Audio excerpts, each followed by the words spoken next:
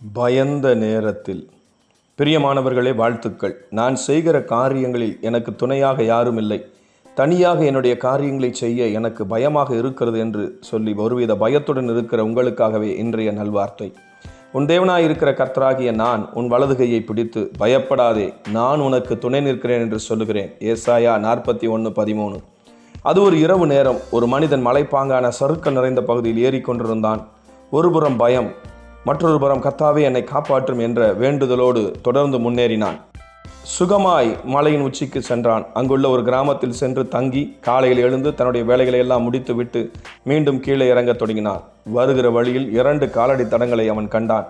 உடனே கர்த்தாவே, இவைகள் யாருடைய காலடி தடங்கள் என்று அவன் கேட்டபோது கர்த்தர் சொன்னார், அதில் உன்னுடைய காலடி ஒன்று, மற்றொன்று என்னுடையது. என்னை நீ உதவிக்கு அழைத்தபடியால் நான் உனக்கு துணையாக வந்து கொண்டே இருந்தேன் என்றார். உடனே அவன் மிகவும் மகிழ்ச்சி அடைந்து தொடர்ந்து கீழே இறங்கத் தொடங்கினான். ஒரு இடத்தில் மண் சரிவு ஏற்பட்டு மிகவும் குறுகலான பாதை வந்தது. அந்த இடத்தில் ஒரே ஒரு காலடி தடம் மட்டுமே காணப்பட, ஐயோ ஆண்டவரே, இப்படி கடினமான இடத்தில் என்னை விட்டுவிட்டு சென்று விட்டீரே, நான் தனியாக நடந்து போயிருக்கிறேன் என்று சொன்னானாம். அப்பொழுது கர்த்தர் சொன்னார், இல்லை மகனே, நன்றாக பார், அது என்னுடைய காலடி தடம், நானே உன்னை அவ்விடத்தில் சுமந்து கொண்டு சென்றேன் என்று சொன்னாராம். அப்போதுதான் அந்த மனிதன் தன்னை எல்லா சூழ்நிலையிலும் கர்த்தர் பாதுகாக்கிறவராக இருக்கிறார் என்று உணர்ந்து கொண்டான். இதை வாசிக்கிற அன்பரே, நீங்களும் கூட உங்களுடைய காரியங்களை செய்வதற்கு பயந்து கொண்டிருக்கிறீர்களோ? பயப்படாதீர்கள். கர்த்தருடைய உதவியை நாடுங்கள்.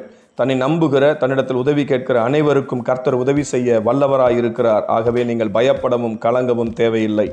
பயந்து கொண்டிருக்கிற இந்த நேரத்தில் அவரை நோக்கி மனதார, இயேசுவே எனக்கு உதவி செய்யும் என்று சப்தமிட்டு கூப்பிடுங்கள்.